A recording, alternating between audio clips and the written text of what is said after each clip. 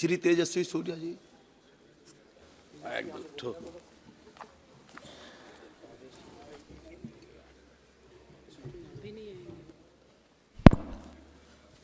धन्यवाद speaker sir, आपने इस motion of thanks to the president's address के ऊपर बोलने के लिए मौका दिए। स्पीकर साहब,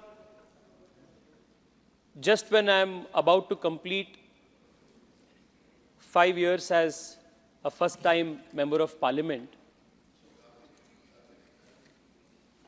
I go back to reflecting the days late 2013, late 2014,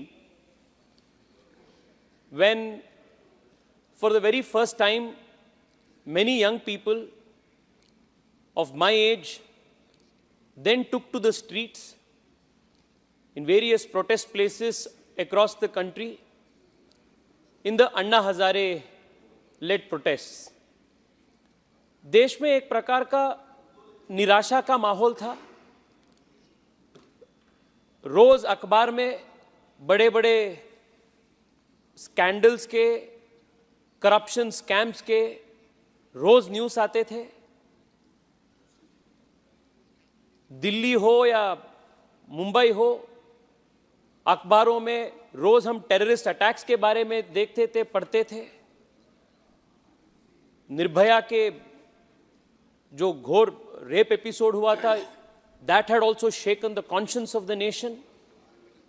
एक प्रकार के सरकार के प्रति और पूरे पॉलिटिकल सिस्टम के प्रति ही एक विश्वासहीनता देश में एक पैदा हुआ था।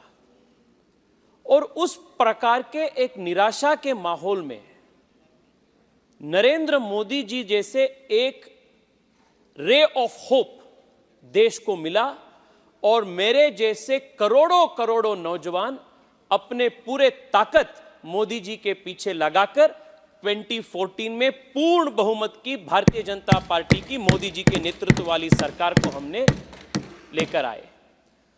और आज पिछले 10 साल के जो व्यवस्था है, पिछले 10 साल के जो परिवर्तन हुआ है, उसका जब एक अवलोकन हम करते हैं, मुझे लगता है कि जो पिछले 10 साल है वो ये देश के स्वर्णिम 10 साल में अत्यंत अग्रणी स्थान पर ये 10 साल गिन जाता है। The last 10 years have been the most transformative 10 years, the decade of transformation in the country's political history. And the kind of paradigm shift that the country's politics, the country's society, the country's economy has seen and witnessed in the last 10 years is historic in every sense. Which is why, Speaker Sir, I feel that whenever the history of this government's and the Prime Minister's legacy will be written, India's political history can be divided into two broad parts: before Modi and after Modi. Modi से पहले का भारत और मोदी के बाद के भारत, क्योंकि इतना बड़ा बदलाव देश में पिछले 10 साल में हुआ है। माननीय अध्यक्ष जी, मैं सिर्फ 3-4 बड़े बड़े जो ऐसे चेंजेस हैं, परिवर्तन देश में आया है, उसका ही जिक्र मैं आज के भाषण में करना चाहता हूं। अध्यक्ष जी, पहला जो चेंज है वो तो यह है कि देश के जो ओवरऑल माहौल था वो डेस्पोंडेंसी में था, पूरा एक निराशा का माहौल था। और आज देश ऑप्टिमिज्म के साथ, होप के साथ, कॉन्फिडेंस के साथ उभर कर चुका है।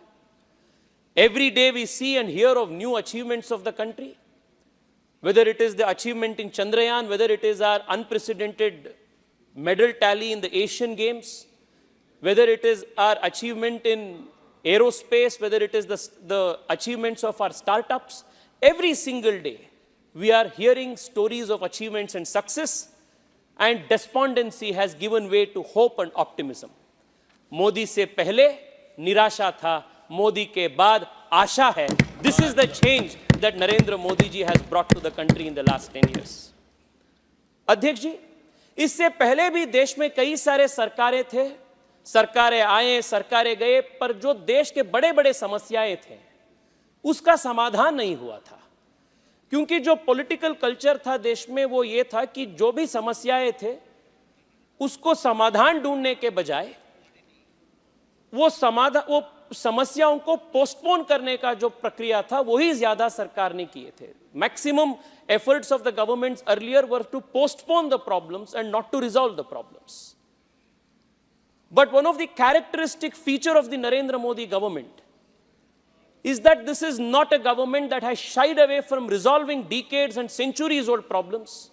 This is a government that does not believe in postponing problems, but this is a government that believes in resolving problems. This is the defining character of the Narendra Modi government. Multiple examples.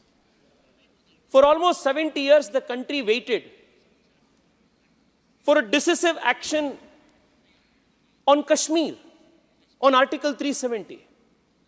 But multiple governments that came took no action, and the country was literally bleeding by 1,000 cuts. पर जो 70 साल से नहीं हुआ था, उसको इसी सरकार ने इसी टर्म में आर्टिकल 370 को दुरुस्त कर 70 साल के समस्या को हमने समाधान दिया. लगभग 40 साल से अधिक समय से अपने करोड़ों करोड़ों जवानों ने ओआरओपी का हक मांग रहा था, बट ओआरओपी का समस्या भी ऐसे ही पोस्टपोन होते जा रहा था. 40 साल के समस्या को भी ओआरओपी का समाधान नरेंद्र मोदी सरकार ने किया है, अपने सरकार ने किया है. कारगिल युद्ध के समय के बाद से एक चीफ ऑफ डिफेंस स्टाफ के इंस्टीट्यूशन को एस्टैब्लिश करने का मांग देश में था.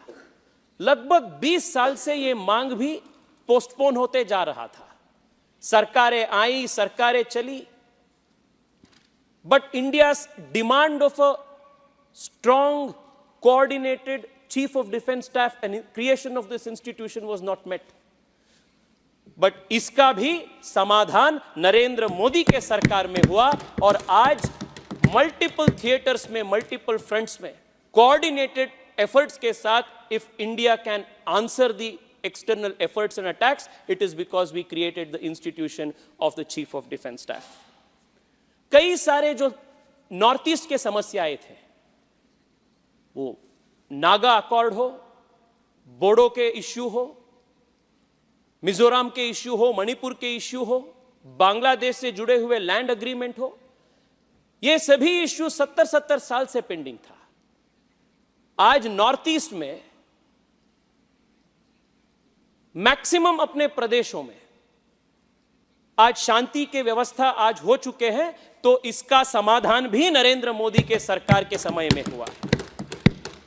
इतना ही नहीं अध्यक्ष जी, ये तो 50 साल, 70 साल, 40 साल का समस्या था. 500 साल से देश के समाज, देश के हिंदू समाज, भारतीय समाज अयोध्या के राम मंदिर इश्यू को सॉल्व करने के लिए, समस्या को समाधान करने के लिए वो प्रतीक्षा में थे. और ये कहते हुए गर्व है कि हम सब के वोट के वजह से जो नरेंद्र मोदी जी के सरकार सत्ता में आई, इस सरकार के प्रयासों से 500 साल के जो अपने प्रतीक्षा थे वो भी समाप्त हो गए और भव्य राम मंदिर अयोध्या में बन गए. So this is a problem solving government. So Modi ji आने से पहले समस्या थी और मोदी के बाद समाधान है. ये बिफोर मोदी और आफ्टर मोदी के फर्क है. अध्यक्ष जी, इस सरकार के सबसे बड़ा जो उपलब्धि है, one of the biggest achievements of this government is the fact that we have lifted 25 crore people out of poverty. और अध्यक्ष जी, ये जो अचीवमेंट है, इसका ह्यूमन पॉपुलेशन के कॉन्टेक्स्ट में हम देखें तो पता चलता है कि ना यूरोप में, ना चीन में, ना यूनाइटेड स्टेट्स में इतने बड़े आबादी को इतने कम समय में गरीबी से बाहर ले आने का काम विश्व के इतिहास में नहीं हुआ है. पहली बार जो हुआ है वो मोदी जी के नेतृत्व में भारत में हुआ है. और मेरे से पहले जो राजेंद्र अग्रवाल जी बात कर रहे थे, स्पीकर साहब बात कर रहे थे, आपने बहुत एक महत्वपूर्ण विषय को आपने उठाया, फाइनेंशियल इंक्लूजन के बारे में। अध्यक्ष जी, अपने सरकार आने से पहले तक देश के मैक्सिमम परसेंटेज पॉपुलेशन के पास एक बैंक अकाउंट तक नहीं था। और जब देश के जनता के पास एक बैंक अकाउंट भी नहीं होता है तो वो गरीबी से बाहर कैसे आ सकता है, देश के फॉर्मल इकोनॉमी से कैसे वो जुड़ पाता है। और पिछले 10 साल में हम 50 करोड़ से अधिक गरीबों को बैंक अकाउंट से जोड़कर हम फॉर्मल इकोनॉमी के माध्यम से उनको भलाई करने का, गरीबी से मुक्ति दिलाने का काम नरेंद्र मोदी सरकार ने पिछले 10 साल में किया।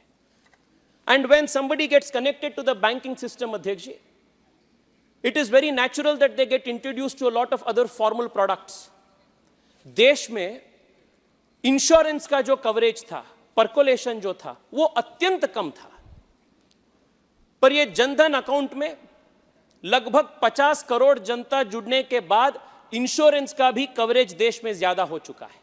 वो आयुष्मान भारत हो सकता है, प्रधानमंत्री बीमा योजना हो सकता है, या 20 रुपए में जो एक्सीडेंट इंश्योरेंस प्रधानमंत्री जी के मिल रहा है वो हो सकता है।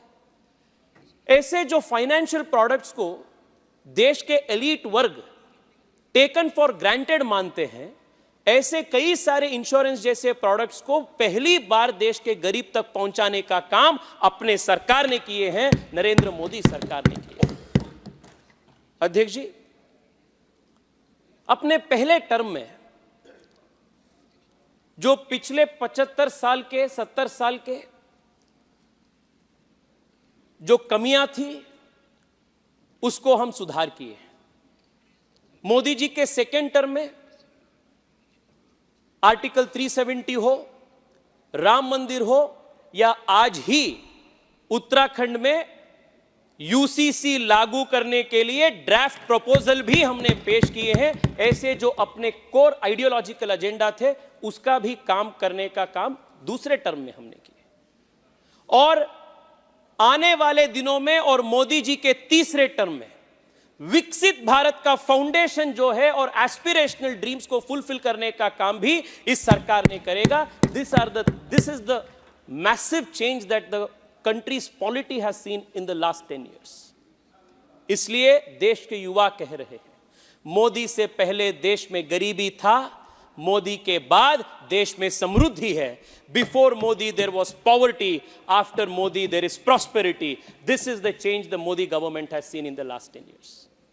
अध्यक्ष जी, ये गरीब कल्याण रेवड़ी बांटने से नहीं हुआ है। ये गरीब कल्याण गरीबों को सरकार के ऊपर परावलंबित करने से नहीं हुआ है, पर मोदी जी देश के गरीबों को आत्मनिर्भर करने का, स्वावलंबन करने का एक नया तरीके के साथ मोदी जी ने काम किए। मैं आपको अध्यक्ष जी एक उदाहरण देना चाहता हूं, आपके माध्यम से देश का भी ध्यान इस विषय पे आकर्षित करना चाहता हूं। ये क्या है मोदी जी के विजन, मोदी सरकार के इकोनॉमिक अप्रोच और बाकी पार्टियों के अप्रोच में फर्क क्या है? इसके सबसे बड़ा एग्जाम्पल है जो नए स्कीम प्रधानमंत्री सूर्योदय योजना मोदी जी ने लॉन्च की है। यह सबसे बड़ा एग्जाम्पल है। हम देखे हैं अध्यक्ष जी, पिछले 2-3 जनरल स्टेट इलेक्शंस में कांग्रेस पार्टी से लेकर आम आदमी पार्टी तक चुनाव से पहले जनता के पास ये जा रहे हैं और वादा दे रहे हैं कि हम 200 यूनिट फ्री दे रहे हैं, 300 यूनिट हम फ्री देंगे इलेक्ट्रिसिटी। ये रेवड़ी बांटने का काम ये कर रहे हैं। और सरकार के ऊपर गरीबों को निरंतर अवलंबित करने का काम वो कंटिन्यू कर रहे हैं। पर मोदी जी अवलंबित करना नहीं चाहते, परावलंबी उनको करना नहीं चाहते, स्वावलंबन करना चाहते। इसलिए पीएम सूर्योदय योजना में हमें गरीब के घर पर सोलर रूफटॉप लगाने के लिए हम उनको प्रोत्साहित करेंगे, सब्सिडी देंगे, उनको ताकत देंगे। Not only that he can save 200-300 units of electricity so that 300 units of electricity will become free, but he can also earn additional money because of that solar rooftop. ये अपने इकोनॉमिक अप्रोच में फर्क है। हम गरीब को गरीब रख के उनको वोट बैंक बनाकर कैरियर से वो अपने पॉलिटिकल फायदा उठाने का सोच भारतीय जनता पार्टी या नरेंद्र मोदी सरकार नहीं करते हैं।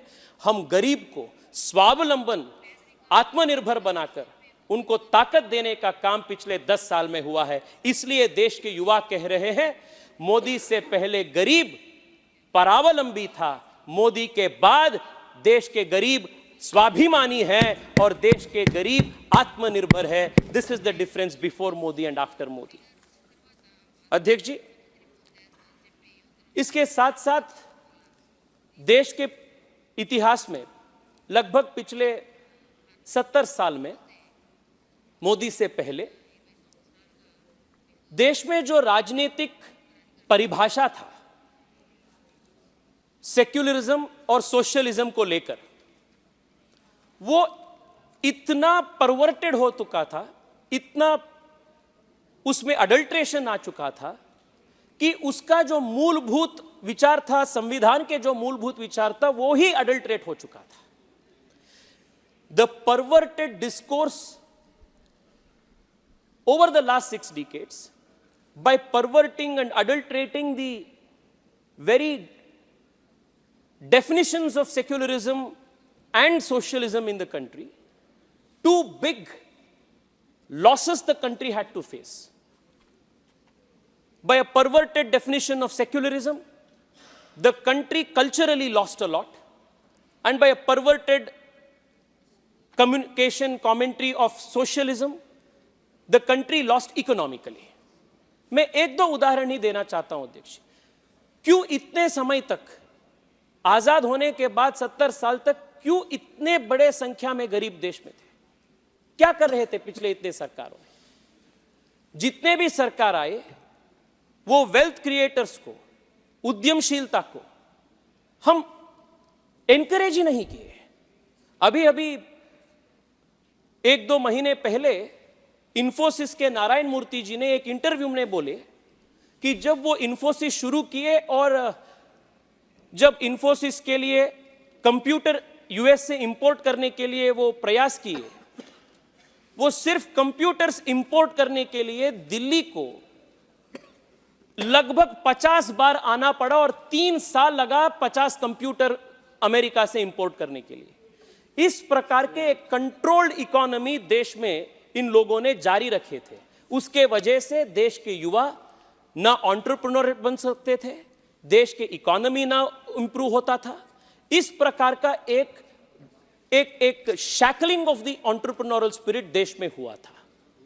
बट आज मोदी जी आने के बाद for the first time these fetters, these shackles, these chains that had kept the entrepreneurial spirit of the country tied, these have been removed, and as a result 100 से ज्यादा जो अपना स्टार्टअप तब थे, आज 1 लाख से ज्यादा स्टार्टअप्स देश में हैं और देश को समृद्ध बनने के काम में आज के स्टार्टअप्स हैं।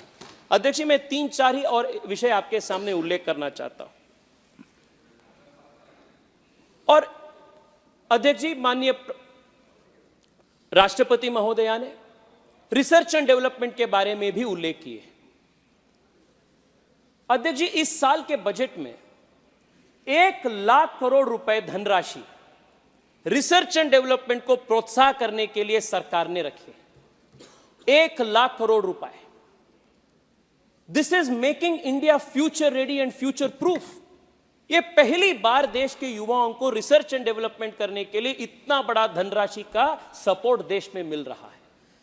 शायद खास पहले जो सरकारें थे, इस प्रकार के सपोर्ट दिए होते, India would have emerged already as a technological superpower in the world.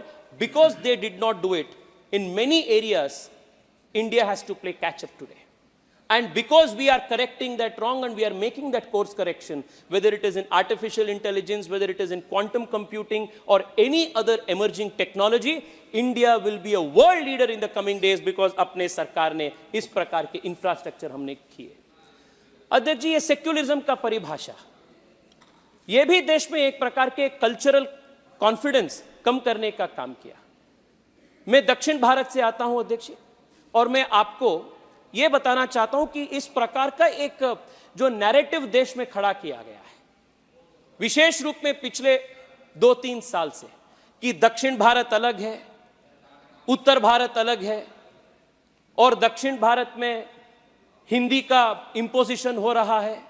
इस प्रकार का कई सारे भ्रम फैलाने का काम विपक्ष ने कर रहा है। मैं अध्यक्ष जी एक और बात पे भी आपका ध्यान आकर्षित करता हूं। कल कर्नाटका से जो एमपी थे, कांग्रेस पार्टी से एमपी, वो दक्षिण भारत के प्रत्येक राष्ट्र मांगने का काम भी कल उन्होंने किए। इससे बड़ा अगौरव इस सदन के प्रति क्या हो सकता है? आई एम अस्टाउंडेड अध्यक्ष जी, I am ashamed. I am ashamed that a sitting member of parliament has not only violated his oath, but has also betrayed the true intention of the Congress party by demanding a separate nationhood for the southern states of India. There are two things I want to bring to your attention, Adhyaksh. Bar bar DMK के सदस्य, बार बार कांग्रेस के जो south से जो MPs आते हैं, वो ये हिंदू इंपोजिशन के बारे में बात रखते रहते हैं। कार्ति जी भी है, he also keeps speaking about Hindi imposition. I want to tell you through this August House, through you, Adhyaksh. I come from Karnataka. My mother tongue is Kannada. I do not want any kind of Hindi imposition. And if there is one party that has resisted Hindi imposition, has been against imposition of any kind, has always supported the vitality, diversity of various languages in India, it is my party, the Bharatiya Janata Party. I want to give you one example from the Constituent Assembly. Now, because please this, conclude. Adhyaksh, I'll just take 2 more minutes, because this is a very important issue. Okay. Even yesterday, there were members of the DMK, there were members of the Congress party who created this argument about Hindi imposition. When the debate was being held in the Constituent Assembly, Adhyaksh, on what should be the official languages of India, it was Shyama Prasad Mukherjee, who was the founder of the Bharatiya Janasangh, the earlier avatar of the Bharatiya Janata Party, who said this, and I quote, "Some of my friends spoke eloquently that a day might come when India shall have one language and one language only. Frankly speaking, I do not share that view. And when I say so, I am not ignoring the essential need for creating that national unity of India, which must be the foundation stone in our future reconstruction. That unity must be achieved by allowing those elements in the national life of our country which are today vital to function, and function in dignity, harmony, and in self-respect. Today, it stands to the glory of India that we have so many languages from the north to the south, from the west to the east, each one of which in its own way has made contributions which have made Indian life and civilization what it is today. If it is claimed by anyone that by passing an article in the Constitution of India, one language is going to be accepted by all by a process of coercion, I say, sir, that will not be possible to achieve. Unity in diversity is India's keynote and must be achieved by a process of understanding and consent, and for that a proper atmosphere has to be created." This was the position of the Janasangh and Shyama Prasad Mukherjee.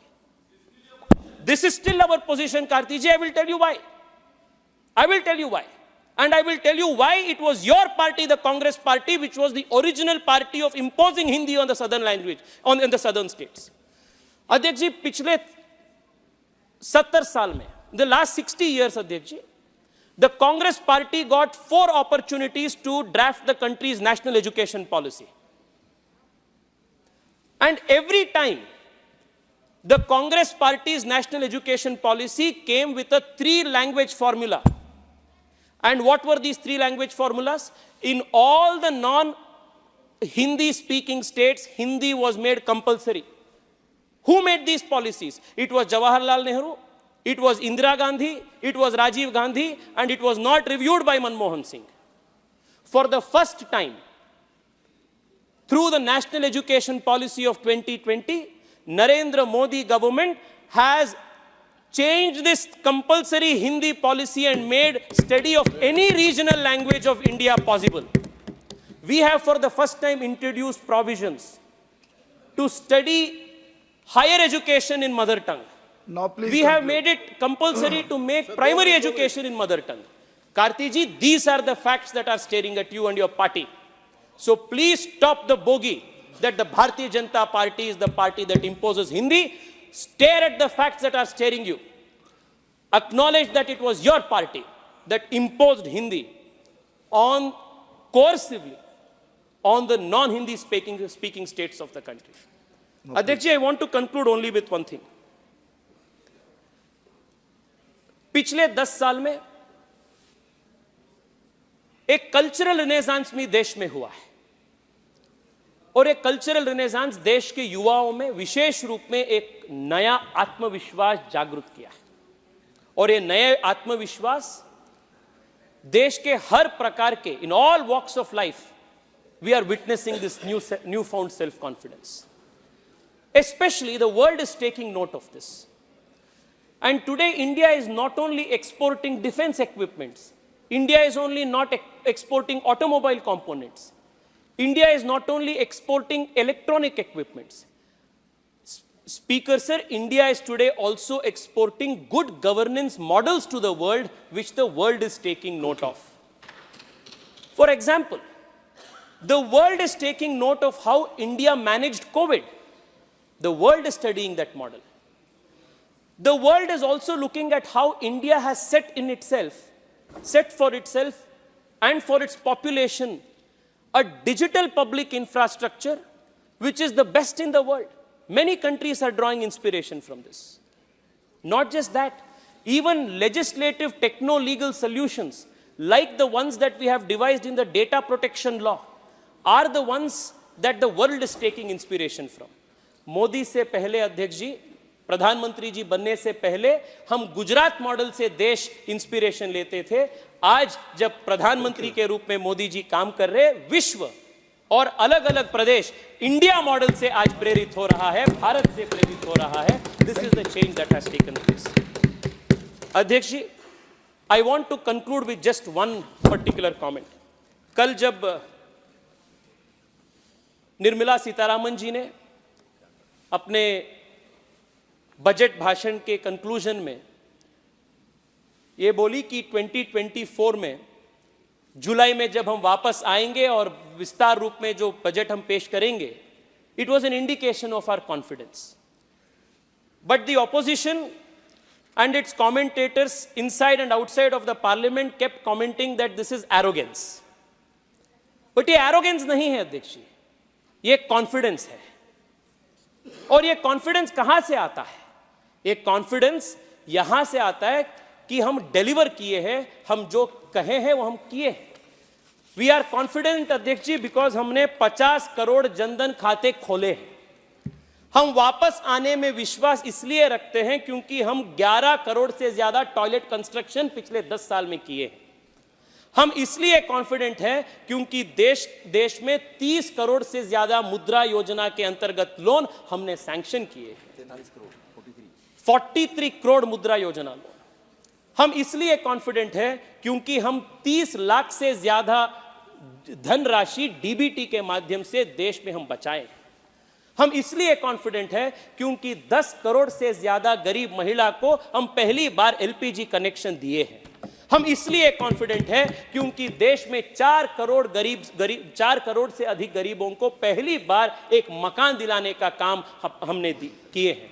हम इसलिए confident हैं क्योंकि देश के 50 लाख से अधिक rail पटरी वाले जो छोटे 78 लाख से ज्यादा पीएम स्वनिधि लोन ऐसे छोटे दुकानदार को हमने दिए हैं। 15 करोड़ से ज्यादा जल जीवन मिशन के अंतर्गत देश के गरीबों के घर पे पहली बार नल से जल ले आने का काम भी हमने किए हैं। इसलिए हम कॉन्फिडेंट हैं अध्यक्ष जी। अध्यक्ष जी, देश के युवा आज कह रहे हैं कि देश बदल चुका है और देश बदल रहा है। मोदी से पहले और मोदी के बाद देश बहुत बदल हो चुका है। मोदी से पहले सत्ता थी, मोदी के बाद सेवा है। मोदी से पहले समस्या थी, मोदी के बाद समाधान है। मोदी से पहले मलिनता थी, मोदी के बाद स्वच्छता है। मोदी से पहले विवाद था, मोदी के बाद विश्वास है। मोदी से पहले तंबू था, मोदी के बाद भव्य मंदिर है। मोदी से पहले आतंक था, मोदी के बाद शांति है। मोदी से पहले गरीबी थी, मोदी के बाद समृद्धि है। मोदी से पहले बेरोजगारी थी, मोदी के बाद कौशल विकास है। मोदी से पहले अपराध था, मोदी के बाद सुरक्षा है। मोदी से पहले विभाजन था, मोदी के बाद एकता है।